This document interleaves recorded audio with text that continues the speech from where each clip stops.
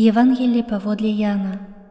Многія з юдэяў прыйшлі да Марты і Марыі, каб суцешыць іх у смутку па браце.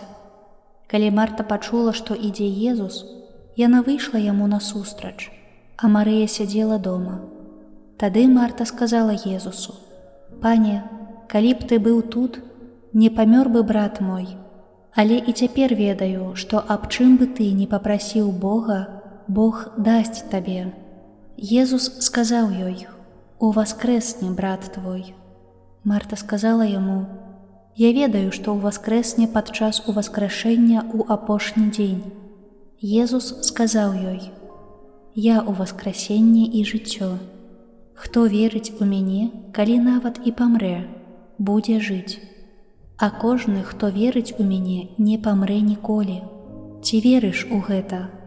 Яна адказала яму: «Так, пане, я веру, што ты Хрыстус, Сын Божы, які павінен быў прыйсці ў свет».